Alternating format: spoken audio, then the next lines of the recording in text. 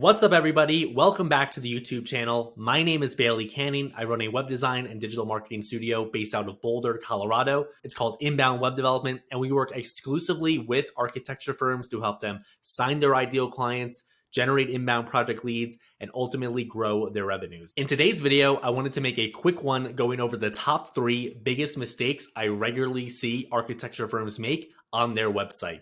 These 3 mistakes are costing your firm tons of opportunity in terms of lost business and probably driving prospective clients right into the laps of your competitors. I've been doing a ton of outreach to architecture firms across the United States. I probably looked at hundreds of architecture firm websites at this point. And so I can tell you there are tons and tons of firms making these 3 mistakes, which I'm about to cover. Basically, if your firm rarely, if ever, gets a solid inbound project lead coming through its website, then it's likely making one, if not all, of the mistakes I'm about to go over today.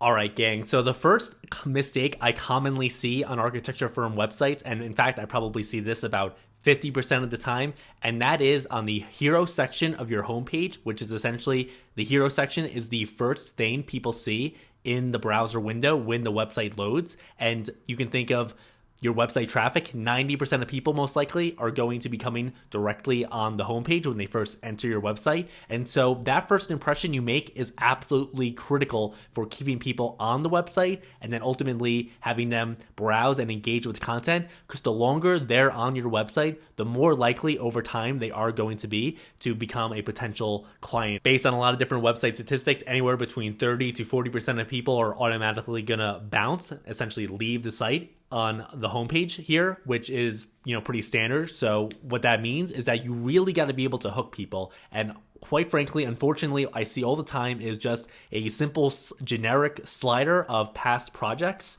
that the firm has worked on. So in this case, it's not even like a full slider. It's just essentially photos. And I apologize, first of all, to call out any of these firms. I don't mean to do this. If you see a firm here, I guess just consider it free consulting. The way I got to this firm website was I just Googled architecture firm, and apparently they named their company architecture firm, which I imagine is good for SEO. So props to them on that one. But yeah, not to pick on anyone. So I just found a bunch of different firm websites here. This one, it's not even clear. It's like a slider, but as you can see here, I can kind of change the photos as I drag along. This is cool work, but if I'm a person visiting the website, let's put ourselves in the shoes of your potential prospects here. What am I supposed to do here? What am I supposed to think? Why should I engage further with your firm here based on other firms out there? Here, there's menus, but I can't really even see them here because it's just, there's no like overlay. It's like the text blends in here. You can see here, sometimes I see this where it's like, we got a couple different projects here. Here I can see here, and these are architecture firms all over the country. I believe this one's in Boston somewhere. This one is one in Denver where the metro area I'm located in. I mean, what am I supposed to do here as the visitor? You got to think like people's attention is extremely limited. So if you don't catch them right away, they're gone essentially in today's world. So yeah, and a lot of old people, I will tell you, sorry, I don't want to call anyone out, but we'll say anyone, 50 and older, they might not even know half the time that you can slide down right here. They might think this is all there is to the website. And if they don't like what they see, then they're gone. They're back on Google and they're going to be checking out one of your competitors. So you really need a strong homepage hero section where you're going to clearly state the value proposition of your firm with a strong headline. You're then going to have 2 to 3 sentences below that substantiating the value proposition further. So there you can talk about, maybe your firm's, experience, its history, its unique process, whatever that unique value proposition is. You want to substantiate it with a couple more sentences to hook people. And then finally, you're going to want at least one button, maybe even 2, to where people can essentially navigate right away. So just to give you an example, this is one of the clients I worked with recently, and they're not an architecture firm, but this was just one of the more interesting examples that came to my mind. And essentially they are a general contractor, so they're in the building industry. And what we did here was we essentially did exactly what I said, where we have a strong headline, we have a strong value proposition substantiating how they're the ones that can actually help you design and build the home you've always wanted. And then we've got 2 buttons, see our work right here, because a lot of people, they'll be hooked and then they'll be like, all right, let me check out your firm's work. And if I like the work, then I'll check out more about the website to see if maybe I'm actually interested in working with you. And then other people are going to want to go right away to their services. So that's what we did here. So yeah, that's kind of the general format I think you should go with in most cases. Here, oftentimes you'll see how this like text, for example, can be overlaid on top of the background photo here.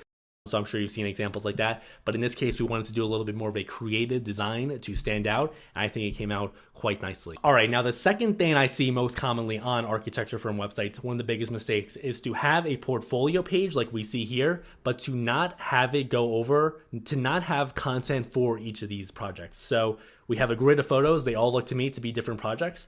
And if I click on one of them here, all I have is a slideshow of different photos. Sometimes you'll see this where it's not a pop-up that appears, but you go to a separate page and then all they have is a basic photo gallery. But this is a really missed opportunity, I gotta be honest with you, because quite frankly, if you're just a regular layperson off the street who doesn't know anything about architecture really, or anything about design or construction when it comes to building a home or renovating a home, then quite frankly, there's really not a whole lot for you to be impressed with in this moment. So the portfolio is probably the biggest asset that's gonna be on your website for you to be able to generate new leads and ultimately be able to get new projects. You really need to have a strong portfolio and leverage your past projects to get more projects going forward in the future. So what I would recommend with this, clear example of when one of the clients I've been working with here, and essentially what we did here was on two of these case studies here. So we have this page. So we have some custom case studies, or the really big projects, I should say, where we essentially put together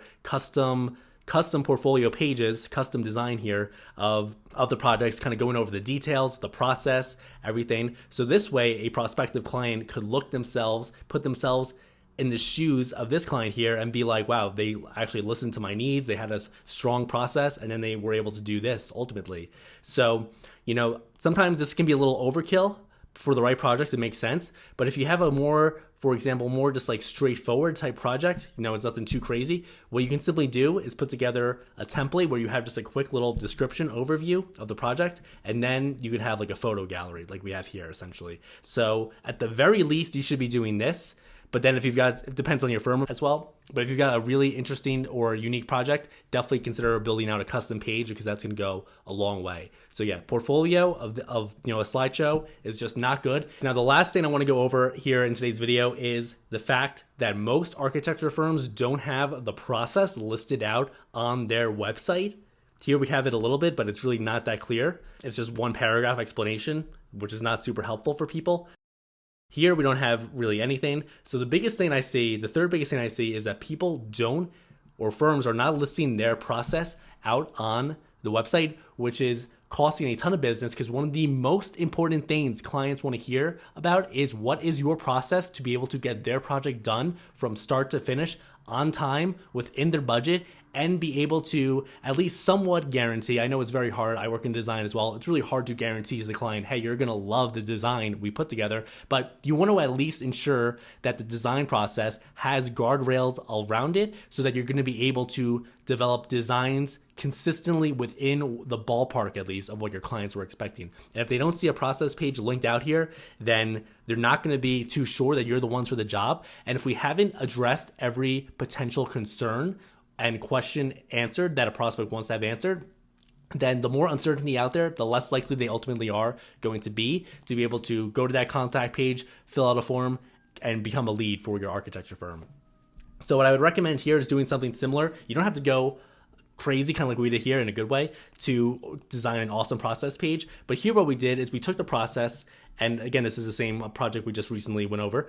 And here what we did was simply just kind of go in different phases. We broke it up, and we have a quick explanation for each phase, and then we have some sort of creative asset as well, kind of going over it more. So this is really good if you're like a very creative, high-end studio where design is really one of the main things you're selling here. And so yeah, this basically gives people an entire overview of what the process is and gives them confidence that you're the ones for the job. And in fact, I was talking to the client recently, and he told me how when he has prospects come in to discuss a potential project in the office, he literally pulls this up on a projector where they review this presentation type stuff, and he literally goes with them on this page and explains in detail each step and what that's going to look like regarding their project. All right, everybody. Hope you found that video helpful. If you're the owner of an architecture firm or the marketing director and your website is making these mistakes, I'd highly recommend getting in touch with whoever manages your website so that they can fix these issues ASAP. If you have no one managing your website or you're looking to completely overhaul your website, definitely feel free to reach out to me. My name is Bailey Canning, and I run an agency called Inbound Web Development. You can check out our website and all the information linked below. Lastly, I'd be remiss if I did not mention that if you want to get a step-by-step blueprint for putting together an insanely effective architecture firm website, then definitely make sure to check out our growth marketing playbook for architecture firms. By downloading that, you're going to get access to a step-by-step guide on how to put together an awesome website for your firm. And you're also going to get access to some of the marketing strategies we've been using for our clients in the AEC industry to help them generate more website traffic and ultimately increase the amount of leads coming through their website.